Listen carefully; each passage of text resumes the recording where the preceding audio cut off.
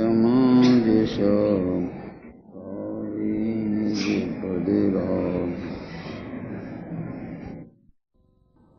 सो ये सब ब्रह्मचर्य तो सम्यक दृष्टियों को प्रकट होता है।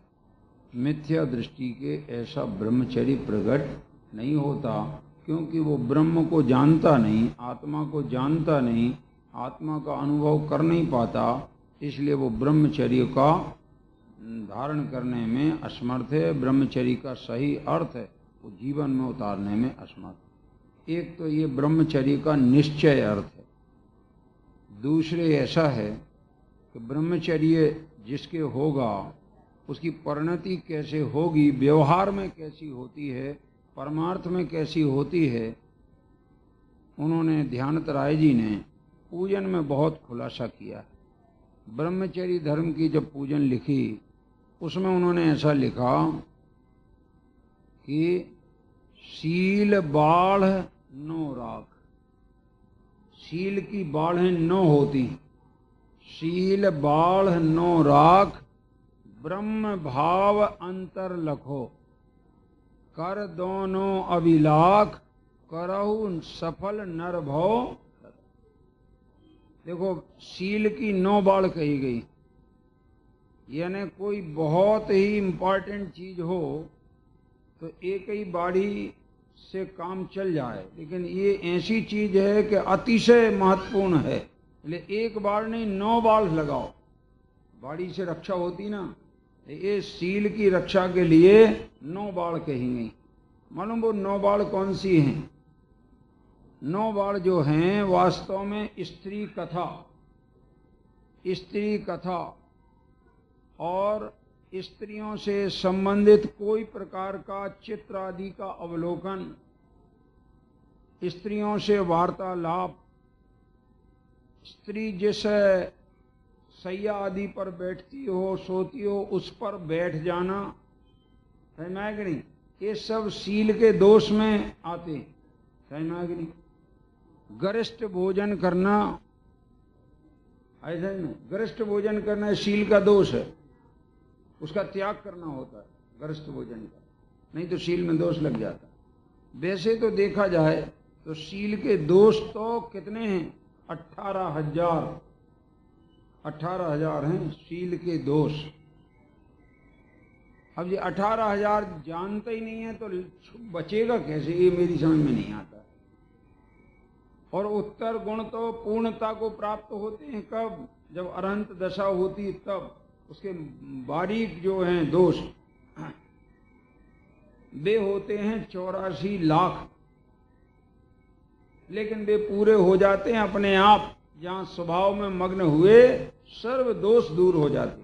लेकिन ये 18,000 दोष तो ऐसे हैं जो अपन को ध्यान में लेने लायक हैं, अपने ख्याल में आ जाने लायक हैं, ऐसे 18,000 दोष हैं। उनकी थोड़ी सी चर्चा हम बाद में करेंगे।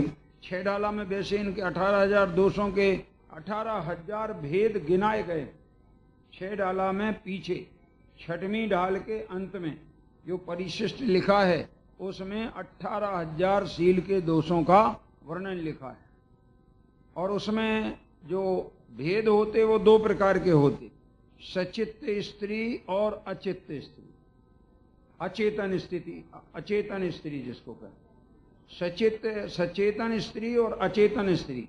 सचेतन स्त्री संबंधी होते हैं 17,220 और बाकी 780 होते हैं अचेतन स्त्री संबंधी। सचेतन के जो दोष लगते हैं मन से, वचन से, काया से, कृत से, कार्य से, अनुमोदना से, क्रोध, मान, माया, लोभ से, इस तरीके से, और इस 1 इंद्री, 2 इंद्री, 3 इंद्री, 4 इंद्री, 5 इंद्रियों से और 6ठे मन से, ऐसे गुणा जब करते हैं उनको तो 17,220 हो जाते। इतने तरीके तो भेद हैं सचेतन स्त्री के निमित्त से होने वाले ब्रह्मचर्य के दोष।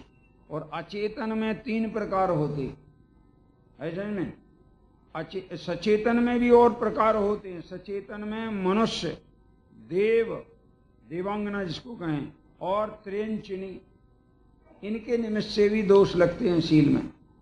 और अचेतन में जो कहे गए हैं उनमें चित्र, मूर्ति, किसकी? स्त्री का चित्र, स्त्री की मूर्ति, अथवा इसी प्रकार काठ की मूर्ति, ये जितने प्रकार की मूर्तियां हैं इनके तरफ राग भाव से देखना शील भंग करना है। क्या कह रहे? इसीलिए जिनागम में स्त्रियां जिनेंद्र भगवान का दर्शन 5 हाथ दूर से करें, ऐसा भगवती आराधना में नियम लिखा है। समझ में आया? मुनिराज की वंदना 7 हाथ दूर से करने का है और जिनेंद्र की वंदना कम से कम 5 हाथ दूर से करने का है। अगर उससे ज्यादा नजदीक पहुंचता है तो शील में दोष लगता है। ग्रंथ का नाम मैंने बता दिया है, 2 ग्रंथ हैं, मूलाचार में भी है और भगवती आराधना में भी। ये नियम बना है, विधान। मूल संस्कृत में गाथा लिखी, प्राकृत में गाथा लिखी, उसके अंदर ये बात आती है। तो अपन को बहुत ध्यान रखना, जिनेंद्र की मूर्ति छूने का क्यों निषेध इसीलिए का। जिनेंद्र केवल महिलाएं जिनेंद्र को स्पर्श कब कर पाती हैं? केवल एक ही उनका चांस है सबसे उत्कृष्ट, जन्म कल्याणक के समय। ख्याल में है कि नहीं? एक तो जन्मे हुए बालक को प्रसूति गृह से लाती है, तो भी लाने वाली वो माने कहना चाहिए महिला ही होगी। और स्नान के बाद इंद्र उसको गोद में उसको देते हैं, उस समय भी वो लेकर जो तांडव नृत्य करते हैं इंद्र और इंद्राणी, वो भी उन्हें एक अवसर मिला करता है कि बालक जिनेंद्र को हाथ में ले सकते। और जब बालक जिनेंद्र की दीक्षा हो जाती है फिर उन्हें 7 हाथ दूर से नमस्कार कर सकते, सारी जिंदगी भर फिर उन्हें स्पर्श नहीं कर सकते। तीर्थंकर को स्पर्श करने का प्रश्न ही नहीं। तीर्थंकर का स्त्रियों द्वारा कहीं अभिषेक हो जाए तो इससे बड़ा पाप दुनिया में कोई नहीं। क्या कह रहे? ऐसा महान पाप लगता है ब्रह्मचर्य का। और देखिए जरा पूजन में भी क्या गजब लिखा है ध्यानत राय जी ने। उत्तम ब्रह्मचर्य मन आनो, माता बहन सुता पहचानो, सहेबान वर्षा बहु सूरे, टिके न नयन बाण लख कूरे। एक एक शब्द का अर्थ करके देखो जरा क्या कहा है। उत्तम ब्रह्मचर्य मन आनो, ब्रह्मचर्य कहाँ धारण किया जाता है? देखो कहाँ धारण किया जाता है? मन में। क्योंकि काम की उत्पत्ति कहाँ होती है? मन में। ले वहां से, और जब मन में ही निर्मलता है तो वचन में भी निर्मलता, काया में भी निर्मलता, हर जगह निर्मलता है। और जहां मन में मलिनता है वहां सब जगह मलिनता है, ये समझ लो। ले उत्तम ब्रह्मचर्य मन आनो। अब मन में जिसके उत्तम ब्रह्मचर्य हो और वो कदाचित महिलाएं देखने में आए तो कैसे देखेगा? कैसे देखेगा? जगत की जितनी भी महिलाएं उसको देखने में आएंगी तो 3 प्रकार से देखेंगी। सब महिलाएं जो अपने से बड़ी होंगी वे माता के रूप में देखेंगी, ये मेरी माँ के समान है। जो अपने समान होंगी वे बहन के रूप में देखेंगी। जो छोटी होंगी वे अपनी पुत्री के रूप में देखेंगी। देखो 3 ही रूप देखने के लिखे, कोई चौथा रूप तो देखने की बात ही नहीं लिखी ना। माता बहन सुता पहचानो। जब भी आपको स्त्रियां दिखें उनमें पहचान कर लो कि ये मेरी माँ है कि बहन है कि पुत्री। क्यों? क्योंकि माँ के प्रति किसी का विषय भाव नहीं होता, बहन के प्रति किसी का विषय भाव नहीं होता और पुत्री के प्रति किसी का विषय भाव नहीं होता। तो उत्तम ब्रह्मचर्य जिनके अंदर में होता है, एक तो वे स्त्री मात्र को देखते नहीं। एक बात, कदाचित देखना हो तो फिर ऐसा कदाचित देखने की बात आए तो माँ, बहन और पुत्री के रूप में देखती। इसलिए लिखा कि माता बहन सुता पहचानो। क्यों? अगर इस मर्यादा को नहीं रखा तो क्या होगा? तो कहे तुम कितने ही बड़े सूरवीर रहे आना, सहे बाण वर्षा बहु सूरे। आचार्य कहते हैं कि हमने ऐसे सूरवीर बहुत से देखे हैं। कैसे सूरवीर? कि उनके सामने बाणों की बरसात कर दी जाए, बाणों की, तो भी वे जरा भी चलायमान नहीं।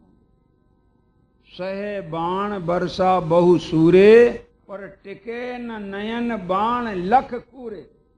लेकिन नेत्र बाण लग करके टिक नहीं सकता है, सरेंडर हो जाए, ऐसा कहते हैं।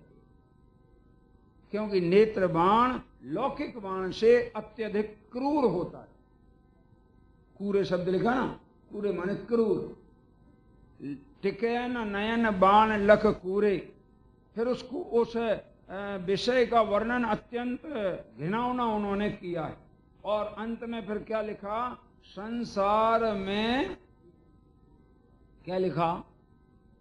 संसार में विष बेल नारी, तज गए जोगीश्वरा, ध्यानत धर्म 10 पेड़ी चढ़ के शिव महल में। अब लोगों ने चिंतन शुरू कर दिया कि जी पंडित जी ने गलत लिख दिया। क्या गलत लिख दिया? इन्होंने नारियों को विषबेल कह दिया। आप और बात सही भी है। क्या सीता जी रामचंद्र जी के लिए विषबेल हैं या किसी के लिए विषबेल हैं? महिलाओं में भी इतनी उत्कृष्ट महिलाएं हुई हैं। चेलना देखिए, विषबेल साबित हुई तो श्रेणिक को मोक्ष मार्ग में लगाने वाली साबित हुई। तो विषबेल क्यों लिखा है, ये हमें पता लगाना। कुछ तो ऐसे चिंतन करने वाले मिले, बेने ऐसी मिली जो चतुर थी, होशियार थी। उनने कहा जी पूजा पुरुषों ने लिखी, इसलिए उनने पुरुषों का पक्ष लिया और हमको बुरा कह दिया, तो इसको अपन एक लाइन बदल दो, बाकी रहने दो। उन्होंने बदल करके भी चालू कर दिया बोलना, संसार में विष बेल जे नर। उन्होंने क्या लिखा था? संसार में विषबेल नारी, तो उन्होंने बदल दिया संसार में विष बेल जे नर, तज गई सीता सती, ध्यानत धर्म 10 पेड़ी चढ़ के, पाएंगी पंचम गति। लो, उनने ध्यानत धर्म 10 पेड़ी चढ़ के शिव महल में पग धरा, इनने पंचम गति प्राप्त की। बात तो एक ही है ना, मगर विचारना ये है, अगर ऐसा हो तो एक ने दोष किसको दिया कि ये पुरुष जो हैं विषबेल है, और उन्होंने किसको कहा विषबेल हैं कि स्त्री वो विषबेल है। तो कुछ ऐसे चिंतक तैयार हुए कि समन्वय करो। समन्वय करो का मतलब ये कि दोनों को दोष मत दो, कोई एक ऐसी चीज निकालो जिसको दोष दिया जाए। तो उन्होंने एक तीसरा दोष निकाला, तीसरा तरीका निकाला, और दोनों को दोष नहीं दिया, और एक नई लाइन लिखना शुरू की। क्या? संसार में विषयाभिलाषा, तज गए योगीश्वरा, ध्यानत धर्म 10 पेड़ी चढ़ के, शिव महल में पग धरा। उनने किसको दोष दिया? विषयों की अभिलाषा। अब वो किसी की हो, ख्याल में है कि नहीं? विषयाभिलाषा वास्तव में एक खराब है, विषबेल है। अब हम आपसे पूछना ये चाहते हैं कि मूल पाठ में तो विषबेल नारी शब्द डाला है, फिर ये बाद में जो 2 पाठ लोगों ने रचे, तो एक पहले वाला बोर 2 ये कितने हो गए? 3 पाठ, 3 हो गए ना। अब हम आपसे पूछते हैं आपको कौन अच्छा लगता है और क्यों अच्छा लगता है? और क्या पंडित जी लिखने में चूक गए? हाँ, थोड़ा ये पता, क्योंकि तुम होशियार हो उनसे तो पक्का है, तब तो उसमें सुधार किया है, क्योंकि वे चूक गए थे ना, तो तुमने सुधार किया। तो स्त्रियों ने सुधार कर दिया और कुछ मध्यस्थों ने सुधार कर दिया, लेकिन किसी ने समझने की कोशिश नहीं की कि वो शब्द का प्रयोग क्यों किया गया। क्या? क्योंकि वो प्रकरण काय का चल रहा है, तुम्हें मालूम है? उत्तम ब्रह्मचर्य धर्म की चर्चा चल रही है, और उत्तम ब्रह्मचर्य मुनि राजों को होता है, समझ में आया? और मुनि राज के पतन का कारण 3 लोक 3 काल में कोई नहीं होता है। अगर कोई होता है तो एकमात्र स्त्री का भाव होता है मुनिराज के लिए पतन का कारण, दूसरा कोई है नहीं दुनिया में पतन का कारण। क्या कहती? और उन्हें उत्कृष्ट ब्रह्मचर्य को पालन करना जिसमें 18,000 शील के दोष भी ना लगे। अभी अपने एक मुनिराज हैं, आपने नाम सुना हो, निर्वाण सागर, सुना कोई ने नाम? नहीं सुना होगा, सुना हो कोई ने सुना होगा, हैं? देखा भी आपने? हाँ, पंचकल्याणक में अशोकनगर में पधारे थे, समझ में आया कि नहीं? वो अभी भी इतना उत्कृष्ट उनका वो जीवन है कि कोई भूल से भी अगर 5 वर्ष की बच्ची का स्पर्श हो जाए तो उस दिन उपवास करते प्रायश्चित के लिए, ये गलती हो गई। ऐसी जगह कैसे पहुंच गए जहां ये स्पर्श हो गया? क्या गए थे? गुरुदेव का तो तुमने जीवन देखा ही होगा ना, कितना मजबूत था ब्रह्मचर्य के पालन के विषय में, कि और की बात जाने दो, उनके कमरे में बहनें भी नहीं पहुंच सकती थी। बोलो। और तो ठीक सामने कोई बैठ नहीं सकती थी बहनें प्रवचन सुनने, ऐसा नियम गुरुदेव का, ऐसा कड़क नियम। उन्हें बाजू में बैठाते थे, साइड में बैठेंगे, सामने नहीं बैठेंगे। क्यों? क्या बात? मर्यादाएं, बस, और कोई बात नहीं। और जगत में परिणामों का कोई ठिकाना नहीं। निज परिणामन की संभाल में गाफिल मत तू हो रे प्राणी। देखो परिणामों का खेल का तमाशा देखो जरा, कैसा खेल है इन परिणामों का। मुनि 11 ठानक चढ़कर गिरत तहाते चित भ्रम ठानी, भ्रमत अर्ध पुद्गल परिवर्तन किंचित ऊन काल परिमाणी। निज परिणामन की संभाल में गाफिल मत तू हो रे प्राणी। 11वें गुण स्थान में मुनिराज भावलिंगी संत चले जाते हैं, और कदाचित परिणति ढीली होती है तो वहां से गिरते हैं और उनके मिथ्यात्व का उदय आ जाता है। पहले गुण स्थान में चले जाते हैं और आत्मा को भूल जाते हैं, और बाहर में मस्त होकर के ऐसे अर्ध पुद्गल परावर्तन तक परिभ्रमण करते हैं, यानी इतर निगोद में चले जाते। क्या कह रहे? ये काय का खेल है, ये परिणाम का खेल है। टोडरमल जी ने मोक्ष मार्ग प्रकाशक में तो ऐसा लिखा कि मुनिराज भावलिंगी संत आहार लेने आवे, और कहा तुम आहार पूरा ना दे पाओ, और वो जो अंदर उनका भावलिंग है वो छूट जावे और तुम्हें पता न चले। बोलो क्यों? क्योंकि अंदर के परिणामों का पता तो या तो उसको स्वयं लगे, वो भी जो स्वयं को लगता है वो स्थूल परिणामों का पता लगता है, सूक्ष्म परिणामों का पता तो केवल ज्ञान गोचर होता है। क्या ही ख्याल में? इसलिए परिणाम कहीं किसी प्रकार से पतित ना हो जाए, उसके लिए मर्यादा बांधी। तो उत्तम ब्रह्मचर्य धर्म के दिन में धर्म के अंतर्गत जो वर्णन किया, क्योंकि ये निश्चित जानो कि विषय की अभिलाषा ही व्यक्ति के लिए पतन का कारण है, लेकिन विषय अभिलाषा का निमित्त पुरुष के लिए कौन है? बताइए, समझ में आएगा नहीं? तो जिस निमित्त से विषय उत्पन्न हो गए उस निमित्त से ही दृष्टि हटाना है। समझ में आएगा नहीं? इसलिए उन्होंने ऐसा निरूपण किया। वास्तव में ये कोई द्वेष बुद्धि नहीं थी। समझ में आएगा नहीं? क्योंकि स्त्रियों को भी अगर मोक्ष जाना है तो मुनि दशा में आना पड़ेगा। जब तक स्त्री पर्याय का छेद न हो और नर पर्याय न मिले तब तक उन्हें मुक्ति होने वाली, स्त्री पर्याय से मुक्ति होती ही नहीं। क्योंकि स्त्री पर्याय में सर परिग्रह का त्याग नहीं होता, निशंक पना नहीं होता, निर्भीक तपस्या नहीं होती। जो तपस्या मुनिराज जंगल में रहकर अकेले कर सकते हैं वैसी तपस्या स्त्री से होती नहीं। इसलिए स्त्री के 5वें गुण स्थान से आगे नहीं। क्या ब्रह्मचर्य की अगर रक्षा करनी है तो फिर इनकी सलाह मानो। ये देखो सदाशिवदास जी ने तो ऐसा लिखा, देखो ब्रह्मचर्य की रक्षा के विषय में इन्होंने लिखा है। गजब लिखा भाई। देखिए, ब्रह्मचर्य बिना सकल काय क्लेश करना निष्फल है। बाह्य स्पर्शन इंद्रिय के सुख से विरक्त होकर अपना अंतरंग, अपना परमात्मा स्वरूप जो आत्मा, उसकी उज्ज्वलता को देखो। जैसे भी अपना आत्मा काम के राग से मलिन न हो वैसा ही यत्न करो। ब्रह्मचर्य से दोनों लोग भूषित हो जाते हैं।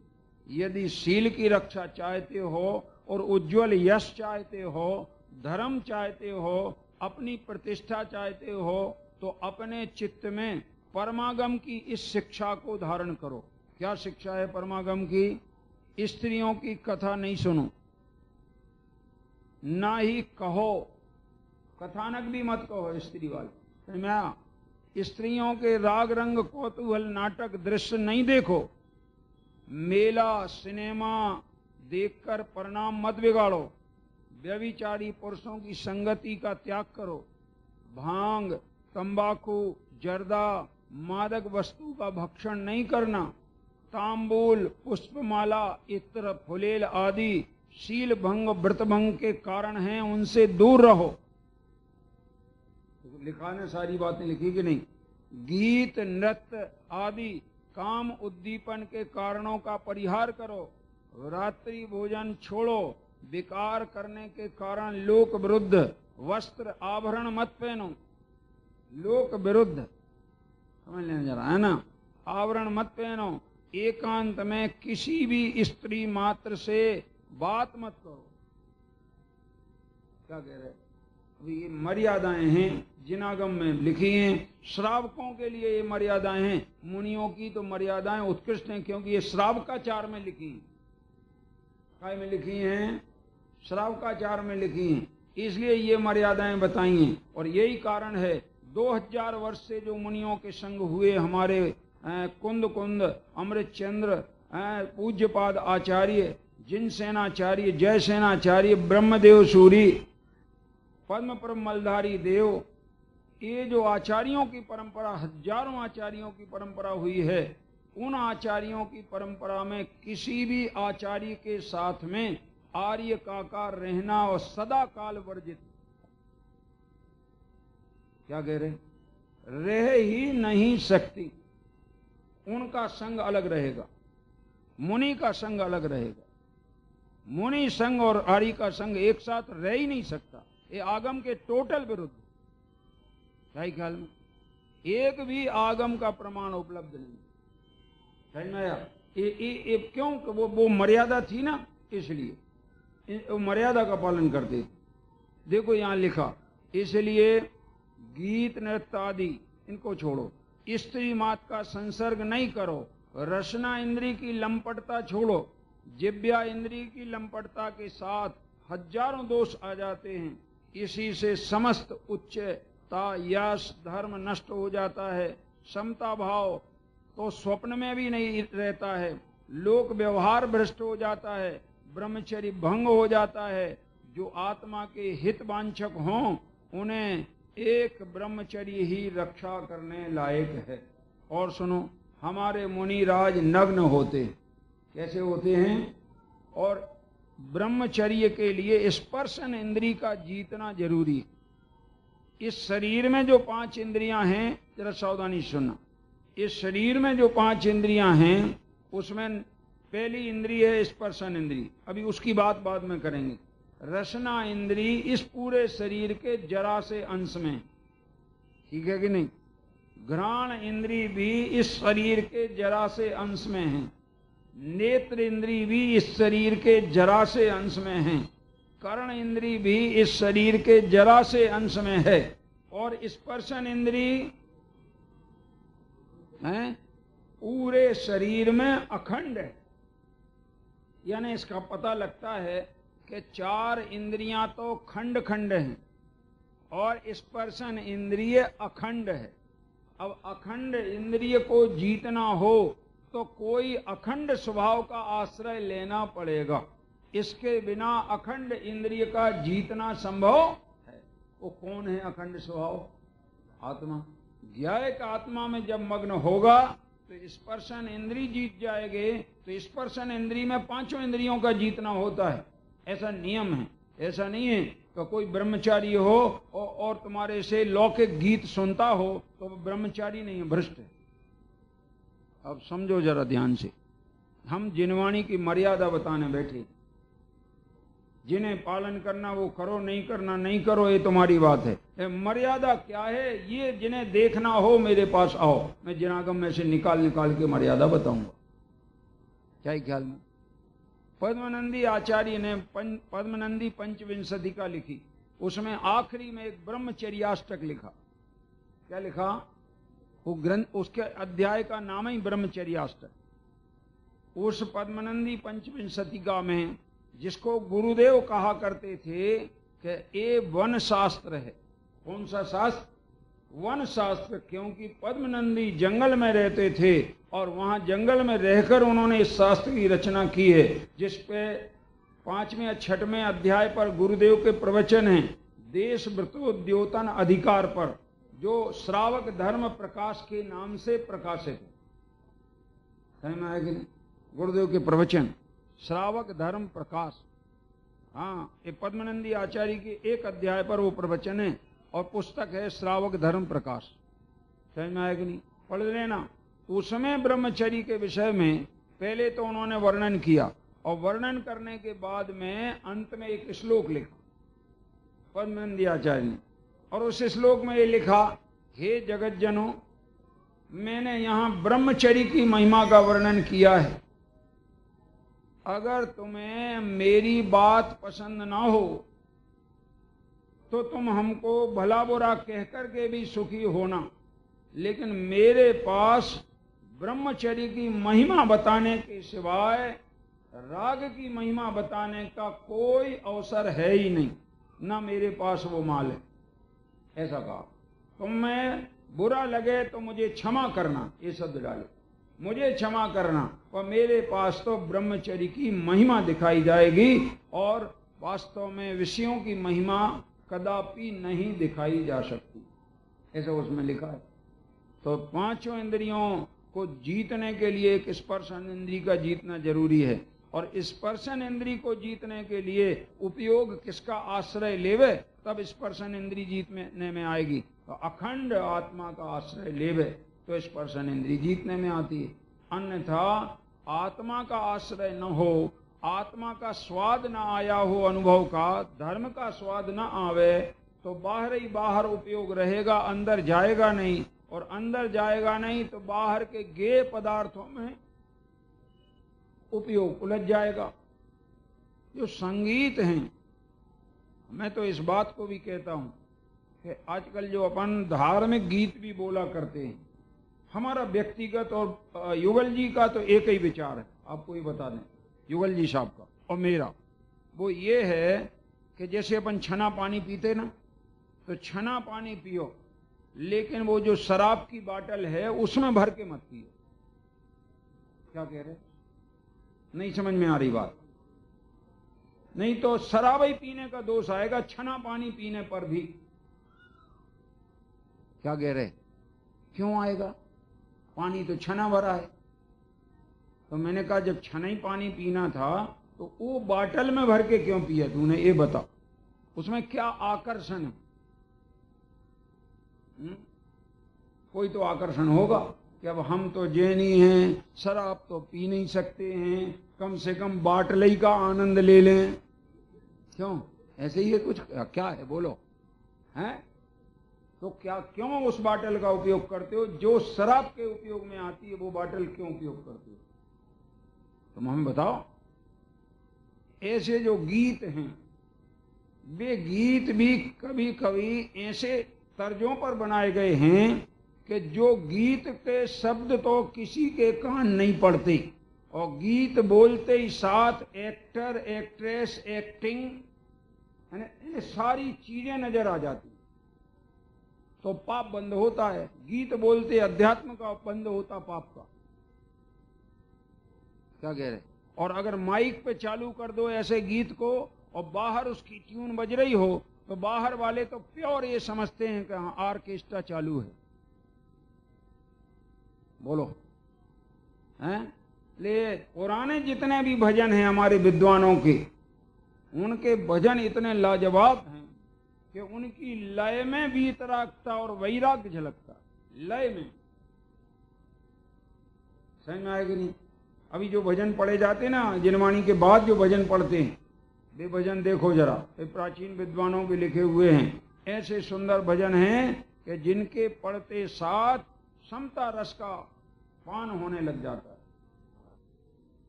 और नहीं तो आज उछल कूद के हैं सबरे जितने भी तुम्हारे गीत हैं।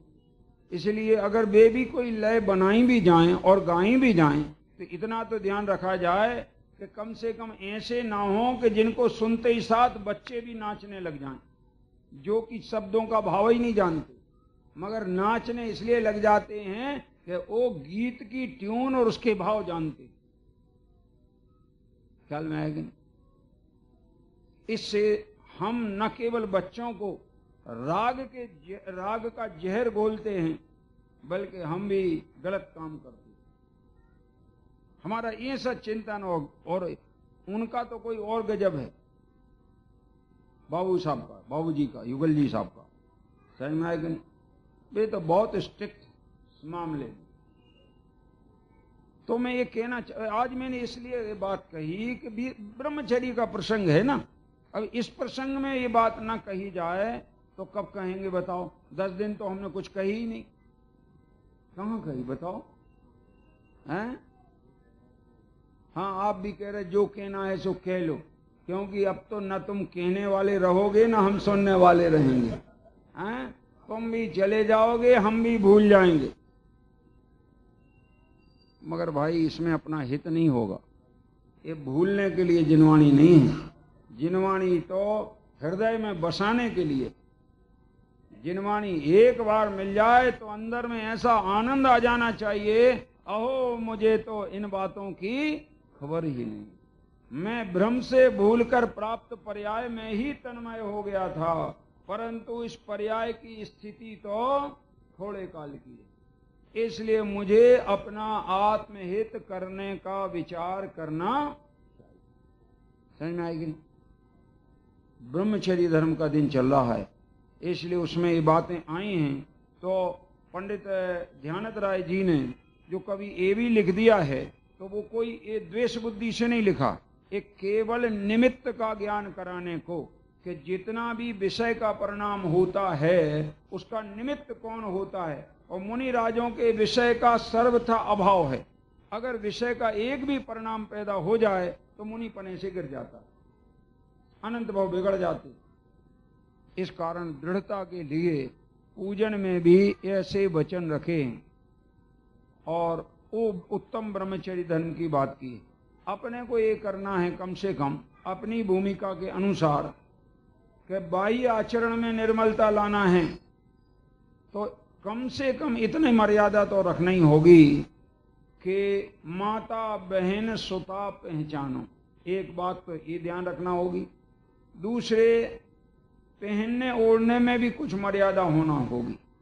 अगर वो मर्यादा नहीं रखी तो कोई मर्यादा चलने वाली ख्याल में आएगी नहीं, उसका भी ध्यान रखना चाहिए। और वाणी में भी ये ध्यान रखना होगा। तो ऐसी थोड़ा आगे आ जाइए, ऊपर वहां से बोल रहे हैं सब, जरा आगे आइए। देखिए, मैं आपको इसके विषय में एक दृष्टांत सुनाऊंगा, बहुत बढ़िया दृष्टांत। आपने रावण का नाम सुना है? रावण ने क्या अनर्थ किया? कौन से नरक गया? नहीं मालूम। तीसरे नरक। क्यों गया? क्या गलती की? क्या बुरा किया? सीता का हरण किया, ये बिल्कुल ठीक है, लेकिन उसने ये प्रतिज्ञा अपने में धारण की थी कि सीता स्वयं मुझे पति भाव से चाहेगी तो मैं सीता को अपनाऊंगा, अन्यथा नहीं अपनाऊंगा। ये उसकी प्रतिज्ञा थी, समझ में आया कि नहीं? यानी वो ये प्रतिज्ञा में ये चाहता था कि सीता का राग का परिणाम किसकी तरफ है? राम की तरफ। वो राग की एक पर्याय जो राम को अपना स्वामी मानती है, वो राग की पर्याय पलट जाए और पलट करके मुझे स्वामी स्वीकार कर ले। तो वह राग की पर्याय तो नहीं पलटी, लेकिन उस पर्याय को पलटाने का परिणाम ऐसा खोटा हुआ कि उससे तीसरा नरक का बंध हुआ। जब एक पर्याय बदलने का परिणाम तीसरा नरक है, तो सारे जगत को बदलने का परिणाम और अपनी इच्छानुसार चलाने का परिणाम क्या होगा?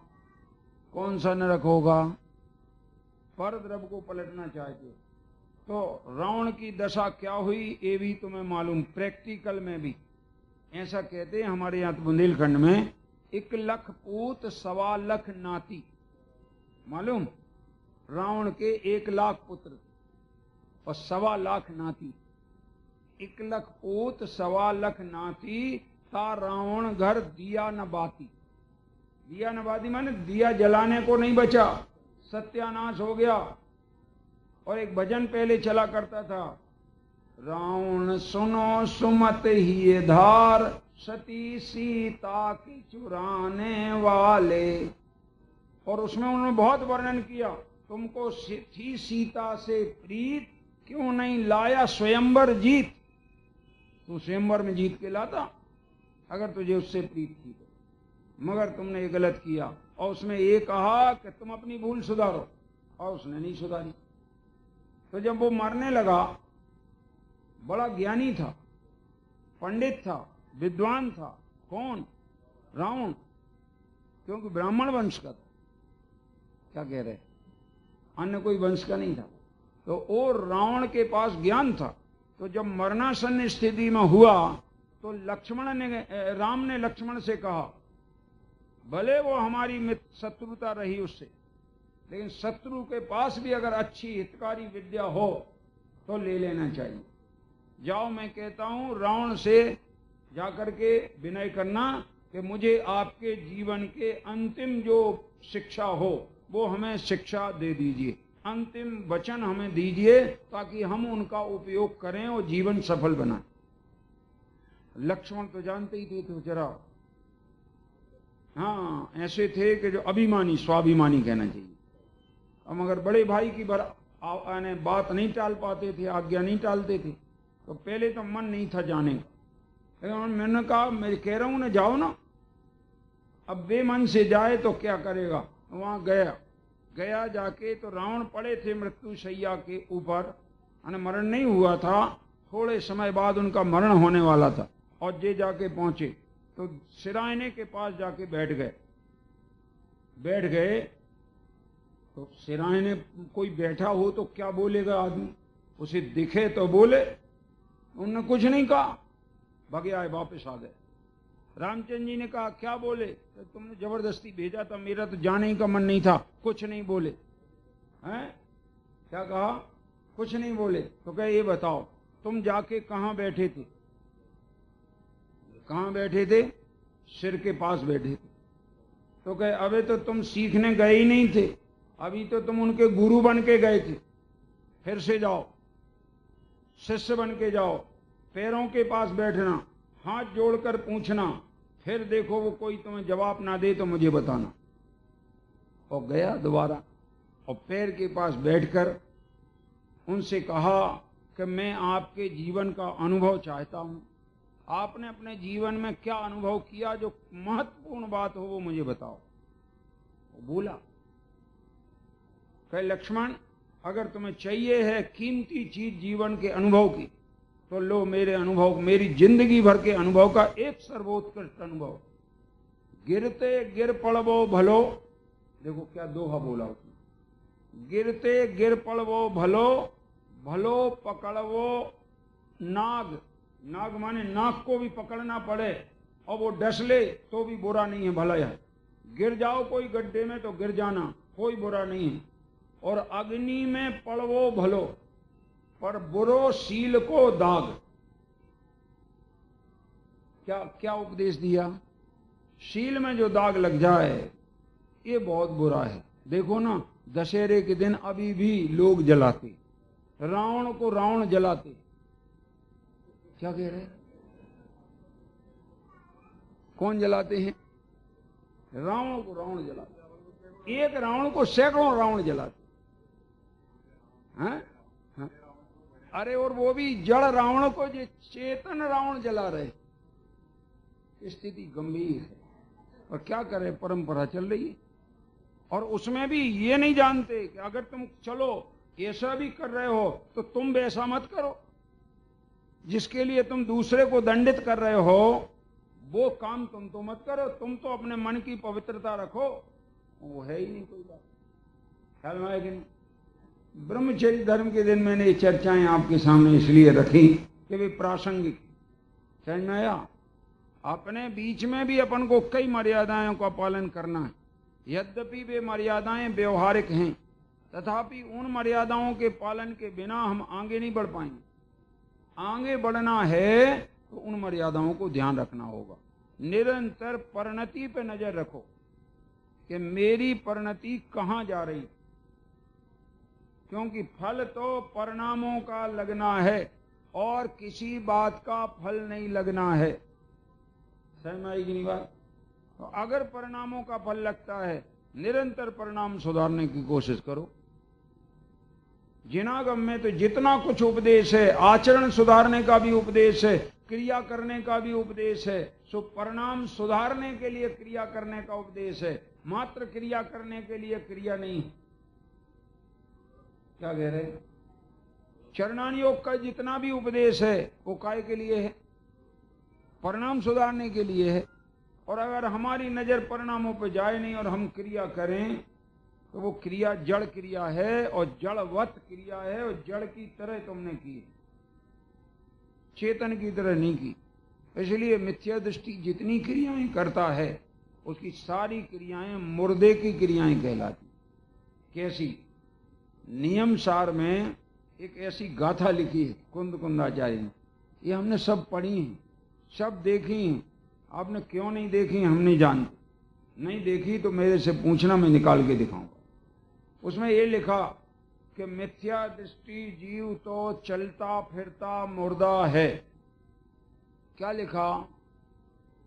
मिथ्या दृष्टि जीव चलता फिरता मुर्दा है, ऐसा लिखा।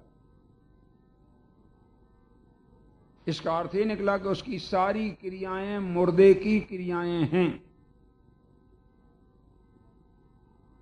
कोई मुर्दे को सजाए बढ़िया, तो उसमें क्या फायदा है? कितना ही सजाओ ना, उस सजावट का किसको आनंद होगा? लेकिन सजाओ। ऐसे जो अज्ञानी जीव जितनी भी क्रिया करता है और अपने को सजाना चाहता है, जब तक सम्यक दर्शन से नहीं सजेगा तब तक कोई भी क्रियाओं से तू सज नहीं सकता। तेरा रूप और बिगड़ जाएगा। इसलिए जैन कुल पाया है, सुंदर अवसर आया है, ये अवसर चूकना अच्छा नहीं है। हम तो ये कहते, पंडित जी की इस सलाह को निरंतर मानो। उन्होंने इसमें हर अध्याय में एक एक वाक्य सलाह का दिया है। हर अध्याय में आपने पढ़ा कि नहीं? आखिरी लाइन में एक सलाह दी पंडित जी ने, पूरे अध्याय में एक सलाह दी है। देखो बताता हूं, एक एक सलाह, गजब की सलाह लिखी। और हर सलाह में ये लिखा, तेरा कल्याण होगा, तेरा परम कल्याण होगा, मैं ये तेरे को सलाह देता हूं। तो देखो पहले अध्याय में ये सलाह दी है। मोक्ष मार्ग प्रकाशक का पहले अध्याय की अंतिम लाइन है। देखो जरा, देखो लिखा है कि पुनश्च इस ग्रंथ का तो बांचना, सुनना, विचारना बहुत सुगम है। किस ग्रंथ का? मोक्ष मार्ग प्रकाशक का। कोई व्याकरण आदि का भी साधन नहीं चाहिए, इसलिए इसके अभ्यास में प्रवर्तो तुम्हारा। लिखा कि नहीं? लो दूसरा अध्याय का अंत निकाल के देखो जरा। आज पूरा मोक्ष मार्ग प्रकाशक बताई दे रहा है आपको, पूरा का पूरा। दूसरे अध्याय के अंत में पंडित जी ने ये लिखा, इसका पेज नंबर 44 देखो। इस प्रकार इस अनादि संसार में घाती अघाती कर्मों के उदय के अनुसार आत्मा की अवस्था होती है। सो हे भव्य, अपने अंतरंग में विचार करके देख कि ऐसे ही है कि नहीं। विचार करने पर ऐसा ही भाषित होता है, और यदि ऐसा है तो तू मान, ये बात मान कि मेरे अनादि संसार रोग पाया जाता है, उसके नाश का मुझे उपाय करना, इस विचार से तेरा है ना। अब तीसरा अध्याय निकाल दो। हैं? अपनी नजर गई कि नहीं? तीसरा अध्याय माने 75 पेज। अब यहां उपदेश देते हैं 75 पेज, अंतिम पैराग्राफ। हे भव्य, हे भाई, तुझे जो संसार के दुख बतलाए सो वे तुझ पर बीतते हैं या नहीं? हाँ, वह विचार। और तू जो उपाय करता है उन्हें झूठा बतलाया सो ऐसे ही है या नहीं? वह भी विचार। तथा सिद्ध पद प्राप्त होने पर सुख होता है या नहीं, उसका भी विचार कर। जैसा कहा वैसी ही प्रतीति तुझे आती हो तो संसार से छूटकर सिद्ध पद प्राप्त करने का हम जो उपाय कहते हैं वह कर, विलंब मत कर। यह उपाय करने से तेरा कल्याण है ना। अब चौथा अध्याय का अंत देखो, पेज नंबर 94 पेज। हे भव्य, यदि दुखों से मुक्त होना चाहता है तो इन मिथ्या दर्शनादिक विभाव भावों का अभाव करना ही तेरा कार्य है। इस कार्य के करने से तेरा परम कल्याण होगा। मिला कि नहीं मिला? 5वें अध्याय का अंत देखिए जरा। 5वें अध्याय के अंत में पंडित जी लिखते हैं, ये है पेज नंबर आपका 167, 167।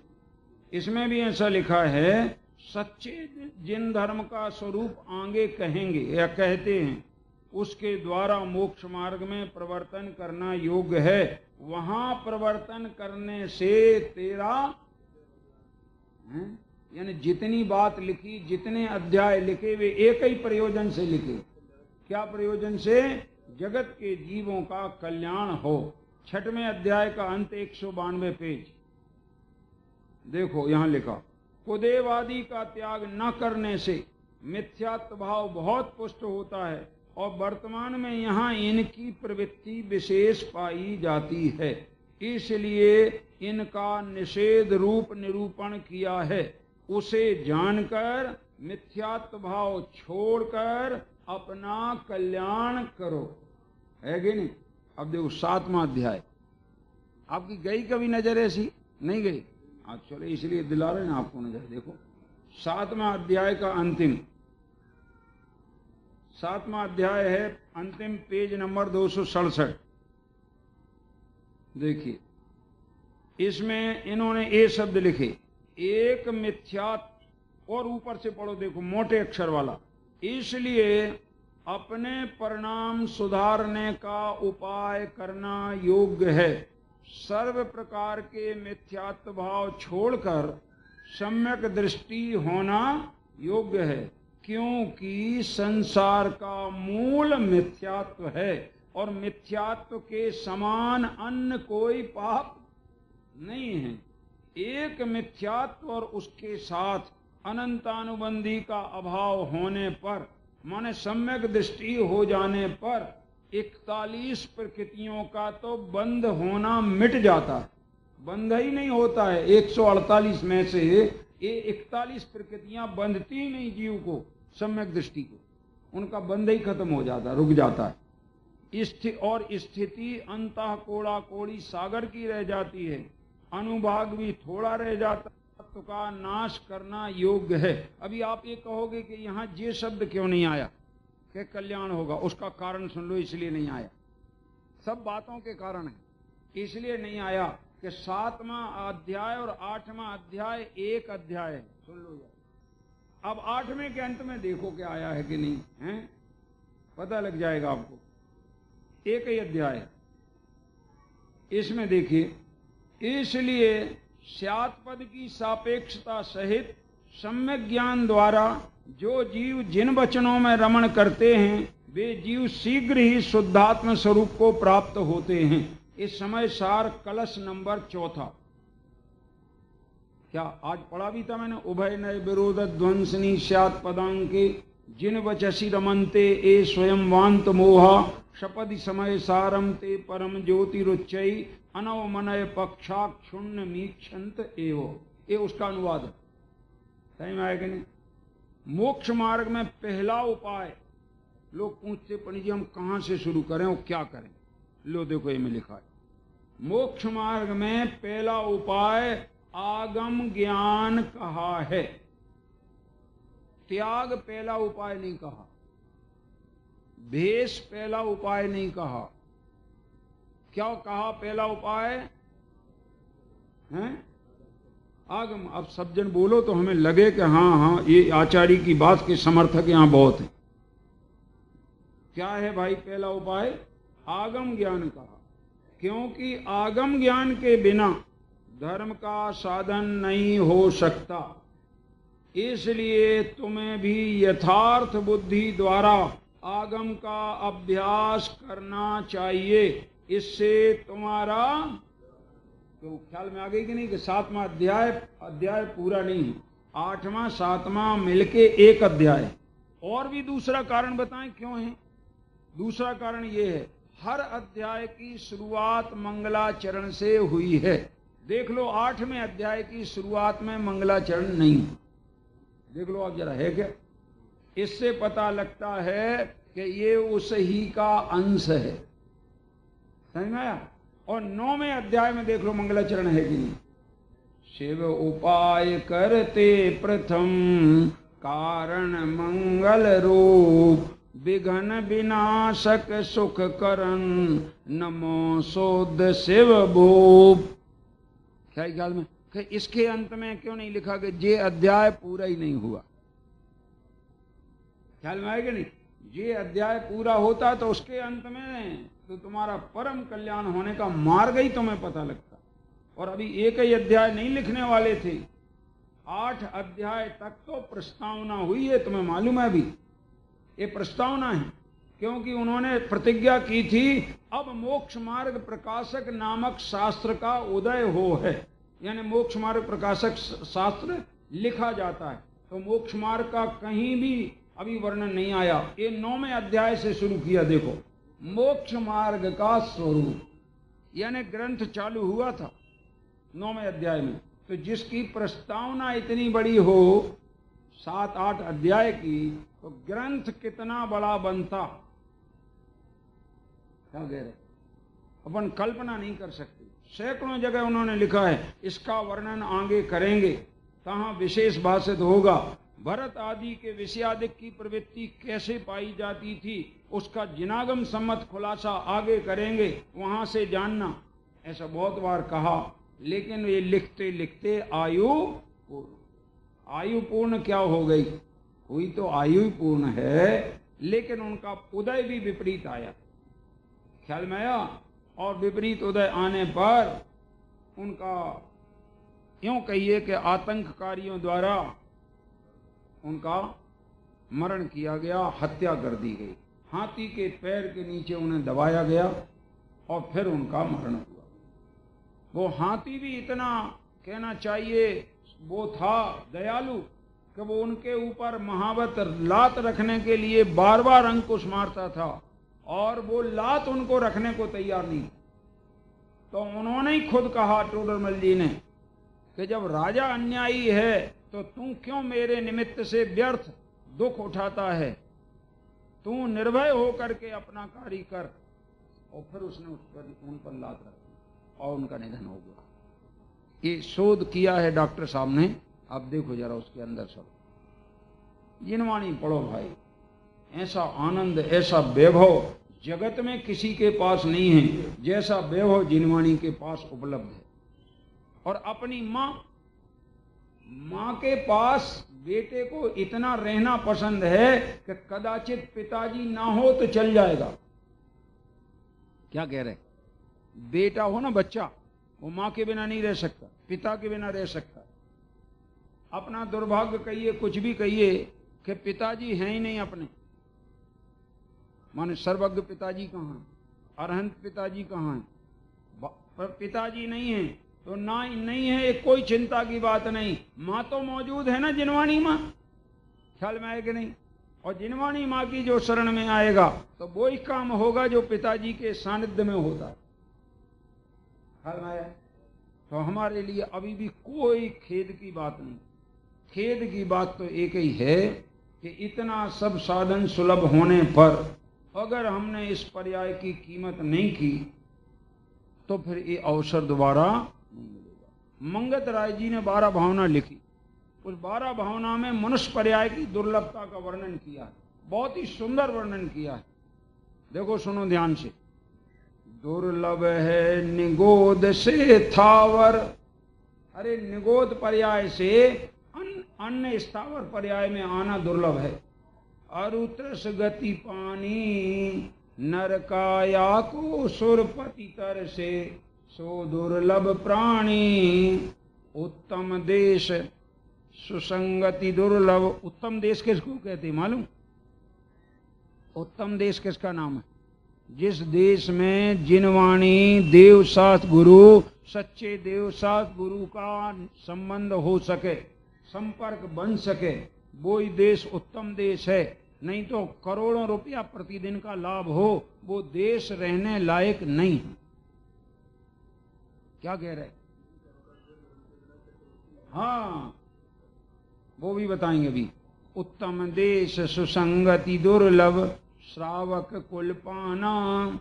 दुर्लभ सम्यक दुर्लभ संयम पंचम गुण ठाना। दुर्लभ रत्नात्रय आराधन। ये आगे आगे के दुर्लभ दुर्लभ होते चले जा रहे हैं। दुर्लभ रत्नात्रय आराधन दीक्षा का धरना। दुर्लभ मुनिवर को व्रत पालन शुद्ध भाव करना। दुर्लभ से दुर्लभ है चेतन बोधि ज्ञान पावे। पाकर केवल ज्ञान नहीं फिर इस जग में आवे। देव धर्म गुरु शरण जगत में और नहीं कोई दूसरा शरण नहीं। इसलिए भ्रम को छोड़ो और इनकी शरण में आओ। ये मनुष्य पर्याय की कीमत है। और हम तो रोज दर्शन में ये बोलते, रोज, जिन धर्म बिन मुक्तो माँ भवेत चक्रवर्त्यपि। हे जिनेन्द्र भगवान, जिन धर्म से रहित होकर मुझे चक्रवर्ती बनना पसंद नहीं। जिन धर्म बिन मुक्तो माँ भवेत चक्रवर्त्यपि। स्याच्चेटोपि दरिद्रोपि। कदाचित दरिद्र बन जाए, गरीब बन जाए, पर जिन धर्मानुवासता, लेकिन जिन धर्म का अंदर में हमारे सुगंध बनी रहे। क्या कह रहे? जिन धर्म की गंध रही, संस्कार रहे तो सब कुछ है। और जिन धर्म की गंध और संस्कार नहीं रहा तो कुछ नहीं। क्योंकि पैसा सुख का कारण है ही नहीं, संयोग सुख का कारण है ही नहीं, वैभव सुख का कारण है नहीं। और अगर वैभव सुख का कारण होता तो चक्रवर्ती वैभव क्यों छोड़ता, ये बताओ।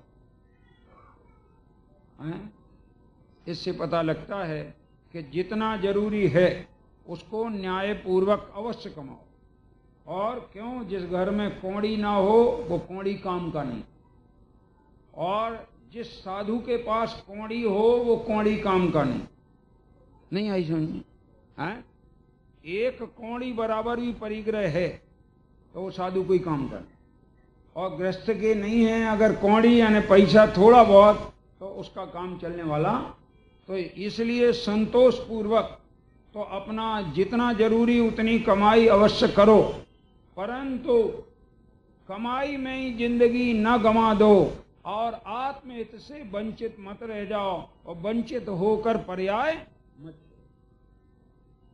इसलिए दौलत राम जी की सलाह, दौलत समझ सुनो चेत सयाने काले वृथा मत खोवे, यह नर भव फिर मिलन कठिन है, जो साम्यक नहीं होवे।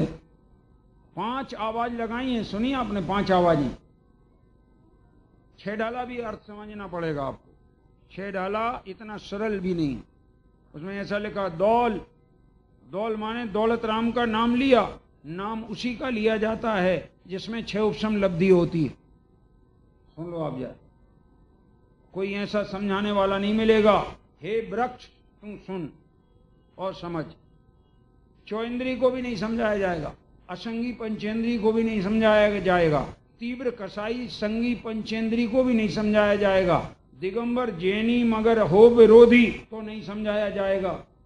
क्या कह रहे? इसलिए दौल इतना कहें और सावधान हो जाए, ये तो मेरे आत्मा के हित के लिए संबोधन कर रहे। तो वो 6 उपशम लब्धि। और समझने में कसाय मंद होती है तो विशुद्धि लब्धि। क्या कह रहे? समझने का भाव पैदा हो तो कसाय मंद होती है तो विशुद्धि लब्धि। और सुनने से देशना लब्धि होती है। क्या कह रहे? सुनेगा तो देशना लब्धि होगी, और सुनने के बाद चेत जाए तो प्रायोग लब्धि होती है।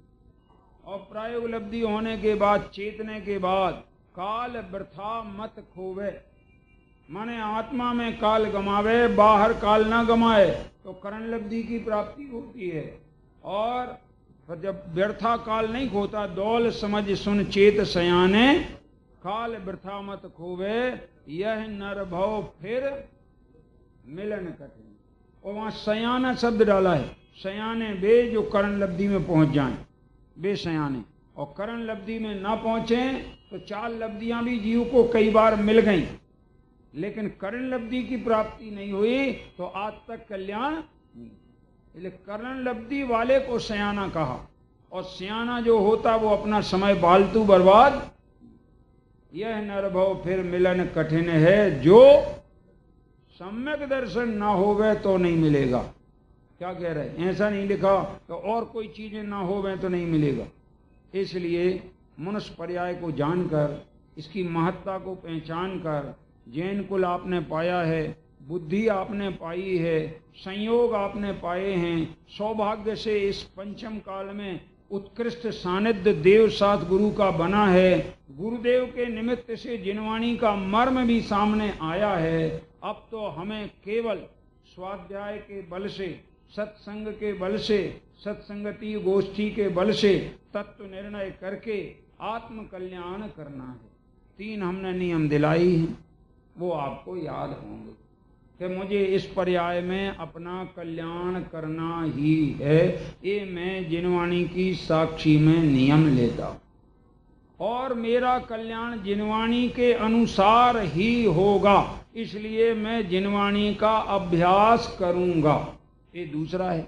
और तीसरा ये है कि जिनवाणी का अभ्यास आत्म कल्याण के लिए करूंगा, अन्य विसंवादों में पढ़ने के लिए। इन 3 नियमों को धारण करोगे तो तुम्हारा परम कल्याण होगा। और एक आखिरी बात, छद्मस्त से भूल होती है।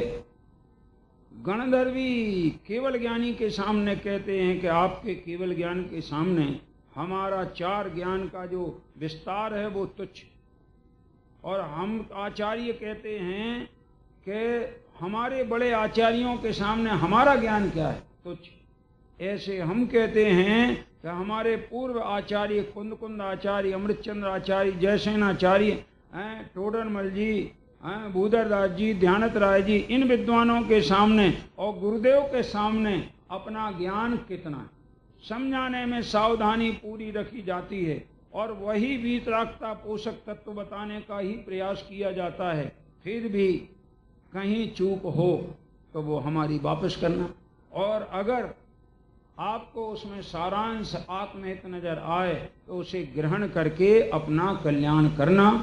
और कोई कटु शब्द या कोई अन्यथा शब्द हो तो वो हम उसके लिए वापस चाहते हैं और क्षमा चाहते हैं।